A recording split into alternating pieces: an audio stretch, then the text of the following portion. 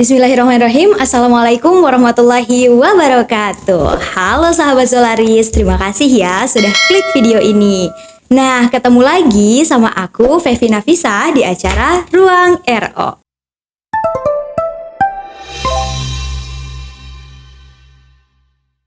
Nah, teman-teman pasti udah nggak asing kan dengan istilah lensa kontak? Kira-kira teman-teman udah tahu nggak ya bahan apa sih yang terbuat untuk lensa kontak itu sendiri? Nah, seperti di episode sebelumnya, Fevi nggak sendirian nih. Tentunya akan ditemani oleh bintang tamu spesial yang akan menambah pengetahuan teman-teman semua di dunia refraksi optisi.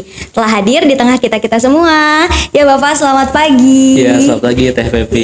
Iya. Halo sahabat Solaris semuanya. Sebelum ke materi inti, baiknya kita perkenalan dulu nih. Boleh perkenalkan diri dulu Bapak? Oke, terima kasih Teh Fevi. Perkenalkan sahabat Solaris semuanya.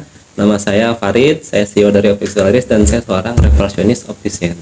Nah, tadi kan udah di-spill, kita bakal ngobrolin apa. Teman-teman juga pasti udah nggak asing dong dengan lensa kontak. Untuk itu, sebelum kita tahu dulu nih bahan yang dipakai untuk lensa kontak itu sendiri, ada baiknya kita bertanya dulu nih sama Pak Farid ya. Bapak, kalau boleh tahu nih buat teman-teman semuanya, lensa kontak itu apa sih? Oke, terima kasih Teh Fevi atas pertanyaannya. Nah, sahabat Solaris, saya akan merangkan ya untuk lensa kontak itu apa sih sebenarnya. Jadi, pada tahun 1935, seorang ilmuwan asal Jerman menemukan namanya lensa kontak.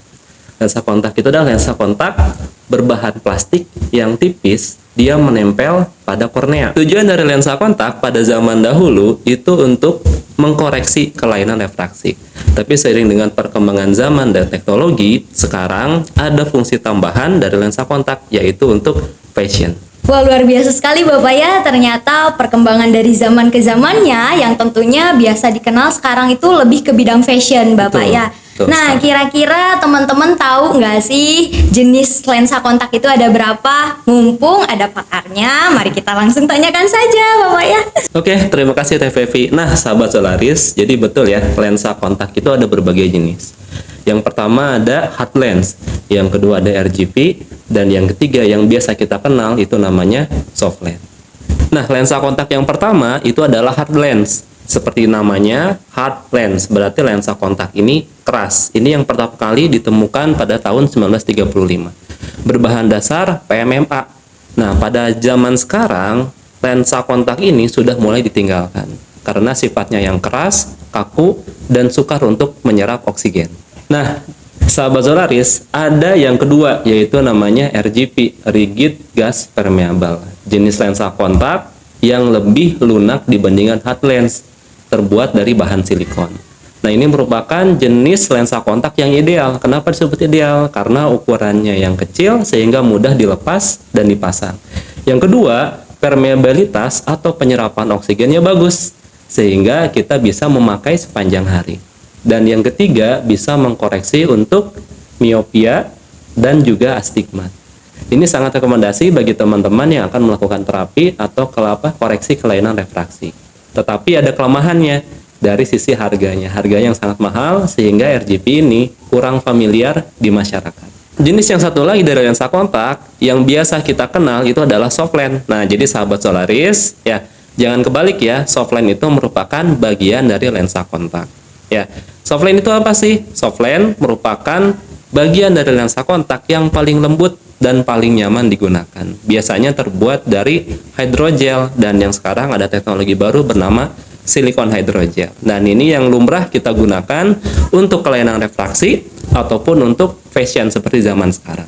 Oke sahabat Solaris, sekarang udah tahu kan jenis-jenis dari lensa kontak itu sendiri. Yang tentunya biasa kita kenal itu di soft lens Bapak ya. Nah, luar biasa banget nih teman-teman pasti udah sering pakai soft lens. Atau mungkin ada beberapa yang belum pernah coba. Untuk itu, kalau untuk soft lens sendiri Bapak, bahannya itu ada berapa sih? Ya.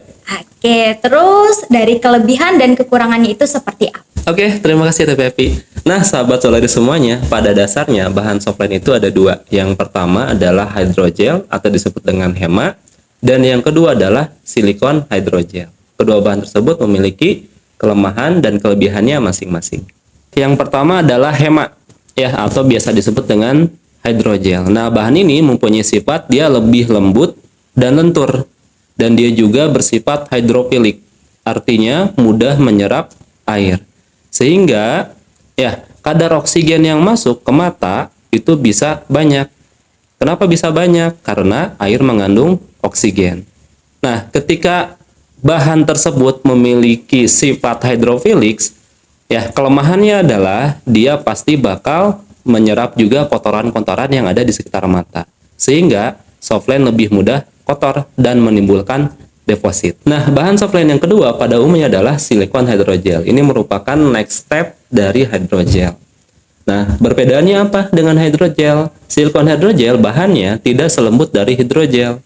Dan yang kedua, dia memiliki kadar air yang rendah. Tetapi dari dua kelebihan tersebut, dua perbedaan tersebut, dia mempunyai kelebihan. Yang pertama, dari masa pakainya. Masa pakai silikon hidrogel bisa lebih lama dibanding dengan hydrogel. Kalau hydrogel umumnya 8 jam, ketika softline berbahan dasar silikon hydrogel bisa kita pakai dalam jangka waktu sampai 12 jam. Yang kedua, karena kadar airnya rendah, sehingga kotoran yang ada di sekitar mata ya tidak diserap banyak ke softline dan tidak menimbulkan deposit, sehingga softline tidak mudah kotor. Sehingga mudah dalam perawatan dari bahan dasar silikon hydrogel ini. Terima kasih Bapak atas penjelasannya. Nah, untuk itu nih dari kedua bahan tadi, Bapak kira-kira untuk rekomendasi yang bisa dipakai nih sehari-hari dari kedua bahan tadi itu softline yang seperti apa? Oke, siap. Terima kasih Teh Pepi. Nah, buat sahabat Solaris, ya, saya ingin memberikan rekomendasi bagi teman-teman semua yang mungkin akan memakai softline atau sudah memakai softline. Yang pertama, ketika teman-teman memutuskan untuk membeli softline dengan bahan dasar hydrogel atau HEMA, ya, pastikan teman-teman harus bisa merawatnya. Karena sifat dari hydrogel itu mengikat air, sehingga dia lebih mudah kotor. Dan yang kedua, sifat dari hydrogel itu dia lebih lentur dan lebih lembut, sehingga nyaman digunakan. Tetapi karena lebih lentur dan lebih lembut, pasti lebih mudah robek. Jadi dalam perawatannya harus hati-hati.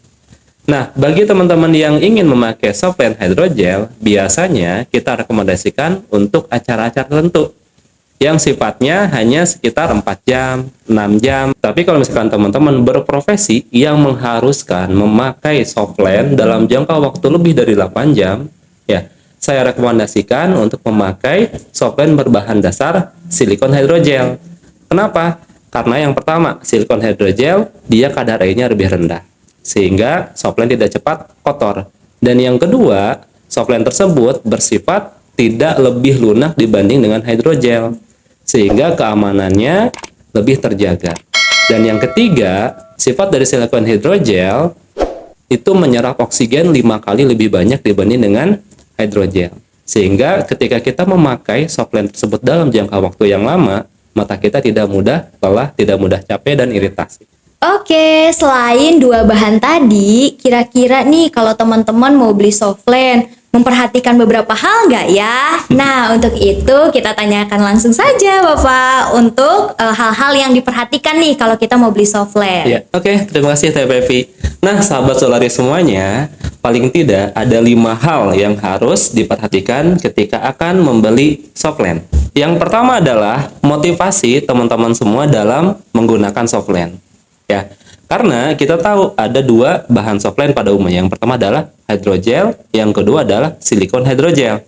Ketika teman-teman menentukan, ya, mau dipakai apa nih softline tersebut? Apakah untuk acara atau untuk pekerjaan? Ketika untuk acara, pilihlah yang berbahan dasar hydrogel. Ketika untuk pekerjaan yang lebih dari 8 jam, pilihlah yang berbahan dasar silikon hydrogel. Yang kedua adalah perhatikan parameter dari softline tersebut. Pada dasarnya, softline memiliki 3 parameter. Yang pertama adalah kadar air, yang kedua adalah base curve, yang ketiga adalah diameter. Kadar air itu apa? Kadar air itu adalah daya serap softline, ya, menyerap air di sekitar mata kita. Jadi ada kadar air tuh softline 43%, 58%. Berarti artinya adalah si softline tersebut bisa menyerap sampai 43% kadar air. Bukan sebaliknya ya. Kadang-kadang ada salah.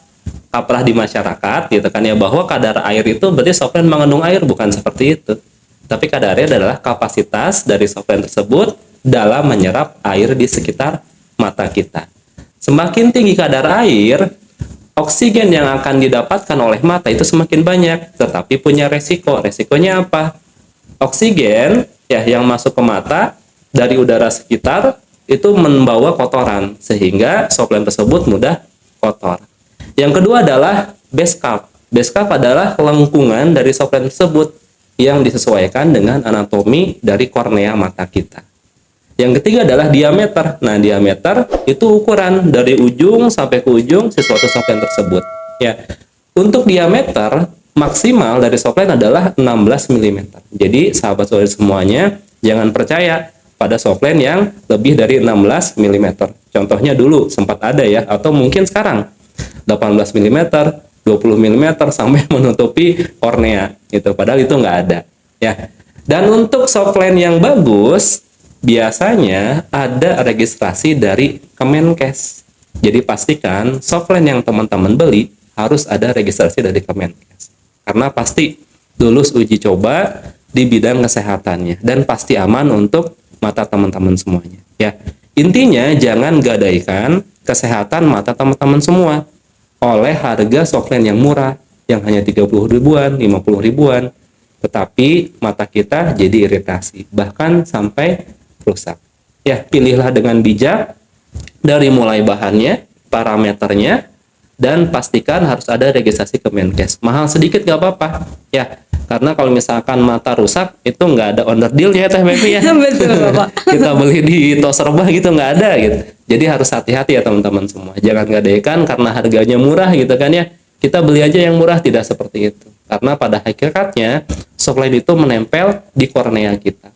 Sehingga pastikan softline kita aman ya, dengan mengecek parameter yang ada dan harus ada registrasi dari Kemenkes. Yang terakhir yang harus diperhatikan adalah ketika teman-teman membeli softline, pastikan ya baca cara pemasangannya, cara perawatannya, dan cara pelepasannya. Atau tanyakan kepada konsultan yang teman-teman beli. Beli di mana? Pastikan di optik yang terpercaya. Ya, sekarang kan banyak tuh softline dijual online ya, Pepi ya. Gak apa-apa kalau misalkan teman-teman memang sudah teredukasi. Tapi kalau misalkan pemakai pemula, ada baiknya konsultasikan kepada optik yang memang teman-teman percaya untuk membeli softline tersebut. Ya, karena apa? Biasanya di setiap optik itu ada namanya refraksi optician atau RO yang memang paham mengenai softline. Ya, jadi teman-teman tanya tuh gimana cara melepasnya, gimana cara memasangnya, gimana cara perawatan dan lain Oke, sahabat Solaris, itu dia pemaparan mengenai jenis dan bahan dari lensa kontak itu sendiri. Dan terima kasih sebelumnya Bapak Sama-sama, sudah Teh Fefi. mau mampir Ya, ke ruang sama-sama. RO. Dan mudah-mudahan kita bisa bertemu lagi ya di Amin, ruang amin. RO selanjutnya. Insya Oke, terima kasih juga nih buat teman-teman semuanya yang udah nonton sampai akhir video.